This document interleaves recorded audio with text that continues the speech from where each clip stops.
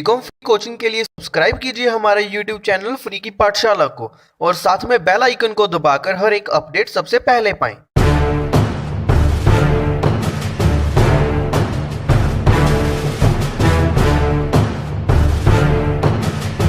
Hello friends, तो free की पाठशाला में आप सभी का स्वागत है। तो पिछली वीडियोस में हम कर चुके हैं सिंपल इंटरेस्ट एंड डिबेंचर्स, ठीक है। तो उसका थ्योरी पोर्शन भी किया और उसके न्यूमेरिकल पोर्शंस भी किए। तो अब हम करने जा रहे हैं कंपाउंड इंटरेस्ट का।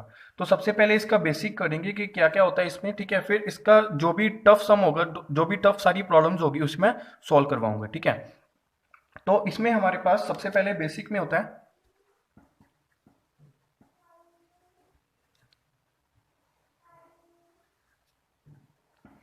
बेसिक पार्ट, ठीक है। तो बेसिक पार्ट में सबसे पहले हमारा कंपाउंड इंटरेस्ट। कंपाउंड इंटरेस्ट क्या होता है कि जो इंटरेस्ट पे भी इंटरेस्ट लगे, ठीक है। जैसे हम कह सकते हैं इंटरेस्ट ऑन इंटरेस्ट, ठीक है। तो उसे कहते हैं कंपाउंड इंटरेस्ट। जैसे कि हमारे पास हमने प्रिंसिपल लगाया, ठीक है। प्रिंसिपल पे हमें कुछ ना कुछ इंटरेस्ट मिलेगा, ठीक है। प्रिंसिपल पे हमें कुछ ना कुछ इंटरेस्ट मिलेगा। वो इंटरेस्ट क्या होगा, वापस से प्रिंसिपल में ही जाके ऐड हो जाएगा। ऐड होने के बाद एक अमाउंट आएगी, ठीक है। उस अमाउंट में क्या है, प्रिंसिपल एंड इंटरेस्ट दोनों ऐड है, ठीक है। और उस पे फिर से इंटरेस्ट लगेगा, जो भी हमारा इंटरेस्ट का रेट होगा वो लगेगा और फिर से इंटरेस्ट निकलेगा, ठीक है। और फिर से ये वाला इंटरेस्ट इसमें जाके ऐड हो जाएगा। तो ये फर्स्ट ईयर के लिए, ये सेकंड ईयर के लिए एंड फर्दर सो ऑन, इससे आगे चलता रहेगा, ठीक है ना। ये आगे ऐसे ही चलता रहेगा। तो इसमें क्या है, इंटरेस्ट पे भी आगे फिर इंटरेस्ट मिलता रहता है, ठीक है। तो कंपाउंड इंटरेस्ट को हम लिखेंगे CI फॉर्म में, ठीक है। इसका मतलब कंपाउंड, इसका मतलब इंटरेस्ट, ठीक है। तो कंपाउंड इंटरेस्ट के सारे बेसिक्स वही हैं। प्रिंसिपल आपको पता है, प्रिंसिपल अमाउंट जो हमने बोरो की है, ठीक है। फिर चाहे वो सिंपल इंटरेस्ट पे, चाहे वो कंपाउंड इंटरेस्ट पे बोरो की है। तो सबसे पहले इसका जो हो गया प्रिंसिपल, ठीक है। इसका मतलब है अमाउंट बोरोड, जैसे कि हमने पिछले लेक्चर में किया था। आगे वही टाइम पीरियड आ जाएगा, ठीक है। That for time for which the amount is borrowed, ठीक है। बट इसमें प्रॉब्लम क्या आती है कि अगर सिंपल इंटरेस्ट करते हैं, सिंपल इंटरेस्ट में चाहे हम 6 मंथ्स के लिए ले लें, ठीक है। चाहे 6 मंथ्स के लिए मतलब सेमी एनुअली हो जाए, चाहे हमारा एनुअली हो जाए, चाहे मंथली हो जाए, उससे कैलकुलेशन पे कोई इफेक्ट नहीं पड़ता। कैलकुलेशन पे इसीलिए इफेक्ट नहीं पड़ता क्योंकि प्रिंसिपल हर जगह सेम रहता है, ठीक है। अगर हम 1 मंथ के लिए कैलकुलेट कर रहे हैं तो भी प्रिंसिपल वही है, 2 मंथ के लिए कैलकुलेट कर रहे हैं तो भी प्रिंसिपल वही है। बट इसमें क्या है, प्रिंसिपल चेंज हो जाता है, ठीक है। क्योंकि 1 मंथ का यहाँ पे प्रिंसिपल पे लगाया, इंटरेस्ट आया, इंटरेस्ट वापिस से उसमें ऐड कर दिया, फिर नया प्रिंसिपल बन के आता है, ठीक है। तो जैसे कि फर्स्ट इंस्टॉलमेंट पे ये वाला प्रिंसिपल, सेकंड में ये वाला प्रिंसिपल, उसमें प्रिंसिपल प्लस इंटरेस्ट होता है, इसीलिए कंपाउंड इंटरेस्ट में हमारा फर्क पड़ जाता है। तो यहां पर अगर बात करें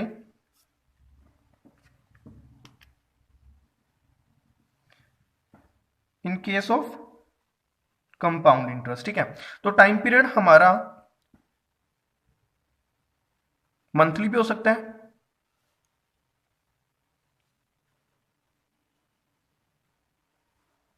क्वार्टरली भी हो सकता है,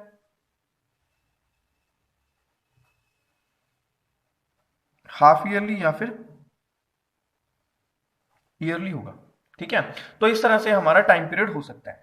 तो अब अगर मंथली हुआ, अगर हमारा टाइम पीरियड मंथली हुआ तो क्या होगा कि हम सबसे पहले ये देखिए, यहां पे जनवरी, फरवरी, मार्च, अप्रैल, ठीक है। इसी तरह कंटिन्यू करते हम यहां पे दिसंबर तक जाएंगे। तो इसका मतलब सबसे पहले जनवरी में जाके इंटरेस्ट लगेगा, ठीक है। तो जनवरी सबसे पहले यहां पर होगा P, यहां पर होगा जनवरी का इंटरेस्ट लगेगा, तो P प्लस ये I, ये वाला हो गया, ठीक है। अब ये टोटल क्या बन गया, अमाउंट बन गई। वो अमाउंट यहां पे रहेगी, ठीक है। यहां पे फिर इस पीरियड का इंटरेस्ट लगेगा, इस वाले का, फिर फेब्रुअरी में इंटरेस्ट मिलेगा, ठीक है। उसमें फिर ऐड होगा, तो इस तरह से क्या होगा, यहाँ पे ऐड होता रहेगा। ठीक है, सबसे पहले जनवरी का इंटरेस्ट मिला, वो प्रिंसिपल में ऐड हो गया, फिर फरवरी का इंटरेस्ट मिला, वो ऐड हो गया, मार्च का इंटरेस्ट वो ऐड, अप्रैल का इंटरेस्ट वो ऐड। ठीक है, तो इस तरह से इंटरेस्ट उसमें ऐड होता रहेगा। ये क्या है, एक तरह के पड़ाव है।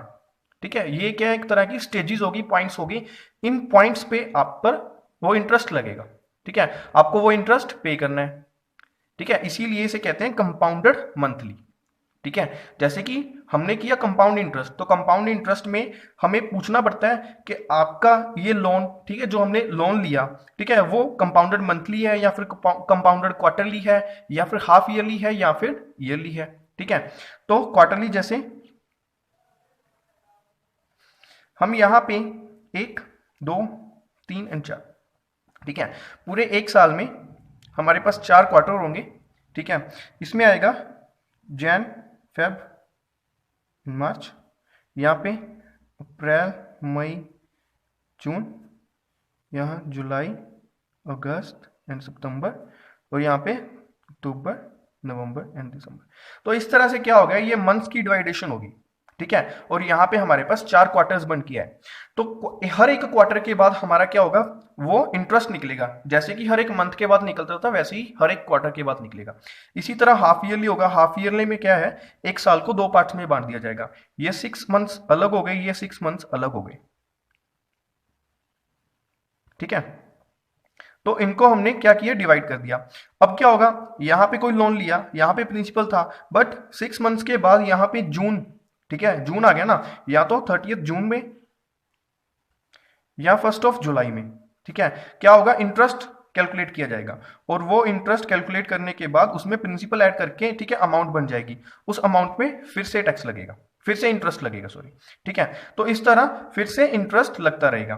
तो ईयरली में क्या है, जैसे यहां पर हमने कोई प्रिंसिपल बोरो किया, ठीक है, तो ईयर के एंड पे जाके, जैसे कि दिसंबर 31, तो यहां पे जाके हमारे पास इंटरेस्ट लगेगा और P+I होगा। ठीक है, तो इतनी अमाउंट अगर हम एक साल के लिए लेते हैं तो यहां पर जाके P+1 इतनी अमाउंट हमें पे करनी होगी। ठीक है, तो इस तरह टाइम पीरियड अलग अलग हो जाता है। ठीक है, तो इसके बाद बेसिक कंसेप्ट हमारा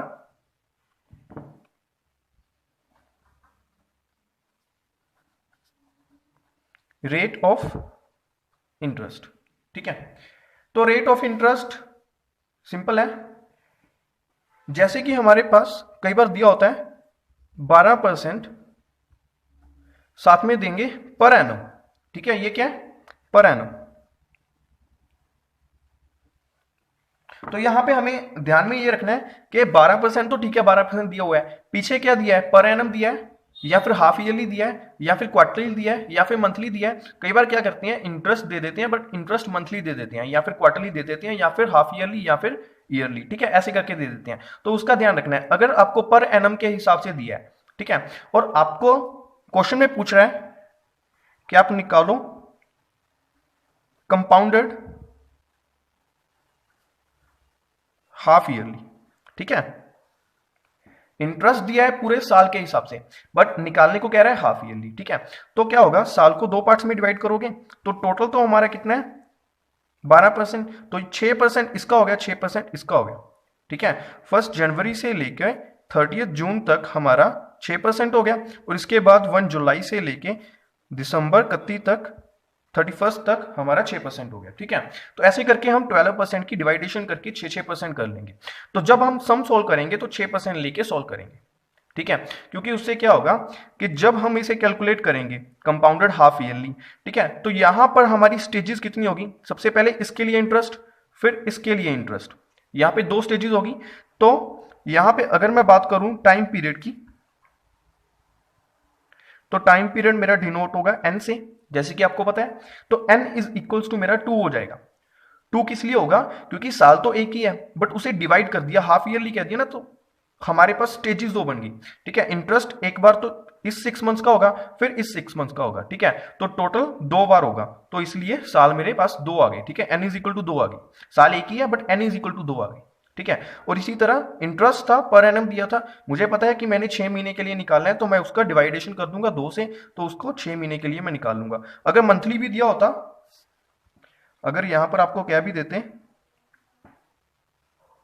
कि कंपाउंडेड मंथली करो। तो कैसे करते हैं, जैसे कि 12% किसके लिए, पूरे साल के लिए, पूरे ईयर के लिए, ठीक है। तो अगर एक साल में हमारे पास यहाँ पे 12 मंथ्स, ठीक है, तो मुझे क्या करना होगा, पूरे एक महीने का निकालना होगा। तो एक महीने का निकालने के लिए मैं क्या करूंगा, 12% को 12 से डिवाइड कर दूंगा, ठीक है। तो हर महीने मुझे 1% का इंटरेस्ट मिलेगा। हर महीने कितना मिलेगा, 1% का इंटरेस्ट मिलेगा। ये गलती नहीं करनी कि 12% का लगा दो, ठीक है, 12% नहीं लगाना, 1% लगाना है, ठीक है। तो हर महीने 1% का मुझे इंटरेस्ट मिल जाएगा। तो उस हिसाब से 12 मंथ्स का निकल जाएगा, ठीक है। तो कंपाउंडेड मंथली अगर दिया होगा, ठीक है, तो इस हिसाब से हमें निकालना है। तो ये सारे बेसिक कंसेप्ट नहीं है, प्रिंसिपल हो गया, टाइम पीरियड हो गया, इसके बाद रेट ऑफ इंटरेस्ट हो गया। टाइम पीरियड हमारा monthly, quarterly, half yearly, yearly हो सकता है, और उसी हिसाब से हमने रेट ऑफ इंटरेस्ट को भी एडजस्ट कर लेना है, ठीक है। एडजस्ट करने के बाद हमारे पास यहां पे निकल आएगा अमाउंट। अमाउंट आपको पता है क्या होता है, प्रिंसिपल प्लस इंटरेस्ट, ठीक है। ये तो थे कुछ बेसिक कंसेप्ट इसके। तो अब आगे हम करेंगे, तो आगे यहां पर हमारे पास कुछ फॉर्मूलाज हैं फाइंड आउट करने के लिए कंपाउंड इंटरेस्ट को, ठीक है। तो कंपाउंड इंटरेस्ट फाइंड आउट करना है, तो सिंपल इंटरेस्ट वाला फॉर्मूला इस पे नहीं लगेगा। तो सिंपल इंटरेस्ट वाला वैसे लग सकता है, बट उससे क्या होगा, डिफिकल्ट हो जाएगा। तो इसका सीधा फॉर्मूला हम करेंगे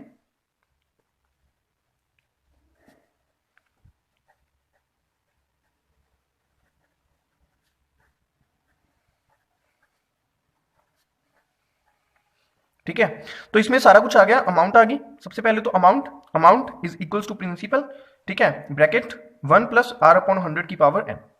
तो यहाँ पे n क्या है, टाइम, आर क्या है, रेट ऑफ इंटरेस्ट, ठीक है। प्रिंसिपल जो हमने अमाउंट बोरो की, अमाउंट प्रिंसिपल प्लस इंटरेस्ट आ गया, ठीक है, प्रिंसिपल प्लस इंटरेस्ट आ गया। तो यहाँ पे प्रिंसिपल प्लस इंटरेस्ट हमने नहीं लिखा, हमने क्या किया, एक फॉर्मूला लिखा, ठीक है। जैसे कि आपको पता है हमने ये फॉर्मूला लिख लिया, मैंने सीधा नहीं लिखा प्रिंसिपल प्लस इंटरेस्ट, बट मैं अभी आपको बताता हूं ये बना कैसे। जैसे कि हमारे पास ये प्रिंसिपल है, ठीक है, यहां पर मैंने क्या दिया, प्रिंसिपल दिया, ये मैंने बाहर लिखा, प्रिंसिपल मैंने बाहर लिखा क्योंकि मैंने ये कॉमन निकाला हुआ है। तो यहां पर अगर मैं इसको मल्टीप्लाई कर दूं अंदर, तो मेरे पास यहां पे प्रिंसिपल इंटू 1 प्लस, अब प्रिंसिपल को इस रेट से मल्टीप्लाई कर दूंगा,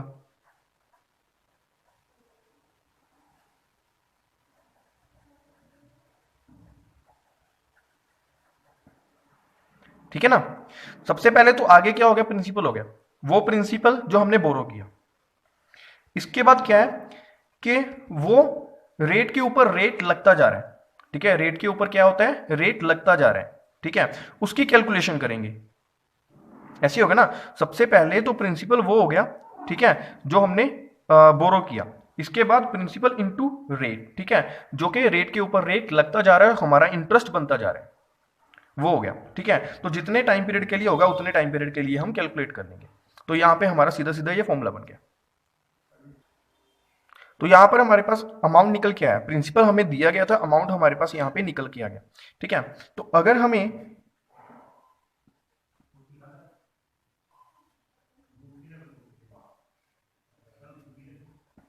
कंपाउंड इंटरेस्ट, ठीक है, तो अब हमारे पास आ गया कंपाउंड इंटरेस्ट। तो कंपाउंड इंटरेस्ट अगर निकालना है तो हम करेंगे अमाउंट माइनस प्रिंसिपल, ठीक है। जो अमाउंट हमारे पास निकल के आई माइनस जो हमने बोरो किया था, जो बन गया, ठीक है, जो बन गया और जो हमने बोरो किया था उनको माइनस करने के बाद हमारे पास कंपाउंड इंटरेस्ट निकल के आएगा कि कितने रुपए का इंटरेस्ट हमें पे करना है, ठीक है। तो यहां पर अगर आप सीधा इंटरेस्ट निकालना चाहते हो तो आप सीधा इंटरेस्ट भी निकाल सकते हो। इसका second formula, compound interest is equals to, बाहर पी डिनोट टू प्रिंसिपल, ठीक है, पी डिनोट टू प्रिंसिपल, तो यहां पे प्रिंसिपल आ गया, ठीक है। इसके बाद 1 प्लस आर अपॉन 100 की पावर n, ये सेम रहेगा। यहां पे करना है -1, यहां पे मैंने क्या किया, -1। तो -1 क्यों किया, क्योंकि जब मैं करता हूं principal into 1 plus R upon 100 की पावर n, तो उसमें क्या होता है, प्रिंसिपल भी ऐड होता है, बट हमने क्या करना है, प्रिंसिपल माइनस करना है। तो इसीलिए मैंने यहां पे -1 कर दिया ताकि इसमें से प्रिंसिपल माइनस हो जाए, ठीक है। तो अगर मैं इसको लिखता हूं फर्दर तो ये आ जाएगा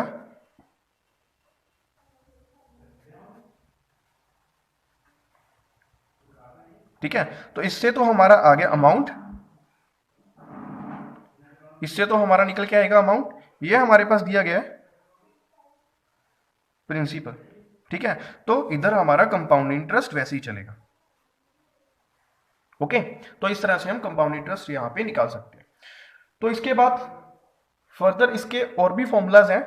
ठीक है, काफी फॉर्मूलाज हैं, क्योंकि कई बार क्या होता है, सिचुएशन हो जाती है प्रैक्टिकल में कि मान लो हमने कोई अमाउंट बोरो की,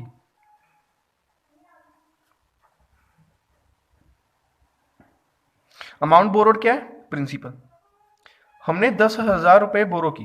ठीक है, तो 10,000 बोरो करने के बाद इसको हमने टाइम पीरियड में यहां पे लिख लेता हूं, टाइम पीरियड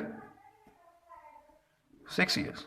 ठीक है, तो अगर मैं 6 ईयर्स के लिए इसे क्या कर रहा हूं, बोरो कर रहा हूं 10,000 को। ठीक है, तो मैंने क्या किया, 6 ईयर्स को बांट लिया। 6 ईयर्स को बांट के मैंने लिखा rate of interest 5% for first 3 year, rate of interest 4% for next 3 years। ठीक है, तो ये हमारे पास पूरी सिचुएशन आ गई। तो आपको पता है कि यहां पर रेट ऑफ इंटरेस्ट मैंने अलग अलग ले लिया। ठीक है, अगर तो सिर्फ 5% होता तो मैं पूरा 6 साल का निकाल लेता, बट यहां पे रेट ऑफ इंटरेस्ट बाद में चेंज हो गया। ठीक है, 5 की जगह पे मैं 4 भर रहा हूं अभी। ठीक है, तो पहले 3 साल के लिए 5 के हिसाब से निकालना है और अगले 3 साल के लिए मैंने 4 के हिसाब से निकालना है।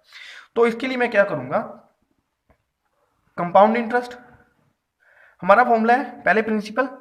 ठीक है, पहले प्रिंसिपल, फिर यहां पे मैं अमाउंट ही निकाल लेता हूं, प्रिंसिपल इनटू। ठीक है, हमारे पास यही फॉर्मूला है ना। तो यहां पर अगर रेट 5 भर रहे हो, यहां पर अगर रेट 5 भर रहे हो तो एन कितने के लिए भर रहे हो, 3 साल के लिए। ठीक है, इसके बाद मैं क्या करूंगा, एक और मल्टीप्लीकेशन करके सेम फॉर्मूला फिर से लगा दूंगा। प्रिंसिपल वही सेम रहेगा, प्रिंसिपल तो आगे हम 10,000 लगा चुके हैं, बट पीछे चेंज आ जाएगा। ये R1 था, ये R2 है, ये N1 था, ये N2 है। ठीक है, तो N1 का मतलब वो वाले फर्स्ट वाले 3 इयर्स, और यहां पे N2 का मतलब वो नेक्स्ट वाले 3 इयर्स। ठीक है, और यहां पे R1 का मतलब ये वाला 5%, R2 का मतलब ये वाला 4%। ठीक है, तो इस तरह से हम सॉल्व करेंगे। तो अब सॉल्व करने के लिए यहां पे प्रिंसिपल कितना रहेगा, वही 10,000 का, यहां पे 1 प्लस R अपॉन 100। ठीक है, तो 1 प्लस ये 5% आ जाएगा फर्स्ट 3 इयर्स के लिए, इसके बाद 4% आ जाएगा वो भी 3 इयर्स के लिए नेक्स्ट। ठीक है, तो यहां पे आगे सॉल्व करना है, सॉल्व करके सिंपली हमारा आंसर आ जाएगा, इधर अमाउंट निकल के आएगी। तो यहां पे 10,000। ठीक है, इसे सॉल्व करूंगा,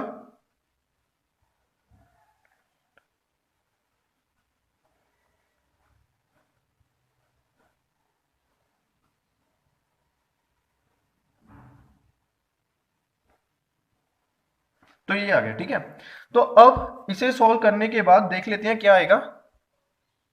तो यहां पे सारी कैलकुलेशन करने के बाद मेरे पास आ गया इतना। ठीक है, तो ये 6 साल के बाद मेरी अमाउंट इतनी बन गई। ठीक है, तो यहां पर अगर आप कंपाउंड इंटरेस्ट निकालना चाहते हो तो आप कर सकते हो अमाउंट माइनस ये वाला प्रिंसिपल। ठीक है, अब ये अमाउंट होगी और प्रिंसिपल 10,000 है।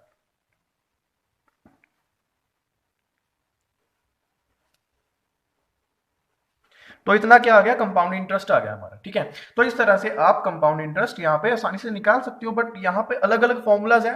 फॉर्मूलाज क्यों बने आपको पता चल गया कि जो सिचुएशन होगी उस हिसाब से हमारा फॉर्मूला क्रिएट हो जाएगा। तो आगे मैं आपको सम करवाता रहूंगा इस तरह के। ठीक है, जिसमें और भी कई तरह के फॉर्मूलाज हमारे इसी तरह बनते रहेंगे, वो फॉर्मूलाज हम अपने आप ही क्रिएट करते रहेंगे। ठीक है, आगे सम सॉल्व करेंगे। जो भी प्रॉब्लम आपको होगी वो मुझे आप कमेंट बॉक्स में लिख दीजिए। ठीक है, तो वो मैं आपको सम करवा दूंगा। तो यहाँ पर कंपाउंड इंटरेस्ट का इतना ही कंसेप्ट था, तो ये कवर हो गया हमारा। ठीक है, तो अगर आपको ये वीडियो अच्छी लगी तो लाइक कीजिए, शेयर कीजिए और अपने दोस्तों के साथ शेयर कीजिए और सब्सक्राइब करना बिल्कुल भी मत भूलिए। Thanks for watching. तो इस वीडियो में बस इतना ही करेंगे। तो अगर आपको ये वीडियो अच्छी लगी तो लाइक कीजिए, शेयर कीजिए, सब्सक्राइब कीजिए। और अगर आप मेरे चैनल पे नए हैं और अभी तक आपने चैनल सब्सक्राइब नहीं किया तो सबसे पहले जाकर लाल बटन को दबाइए और चैनल सब्सक्राइब कीजिए और साथ में बेल आइकन को दबाकर हर एक नोटिफिकेशन सबसे पहले पाइए।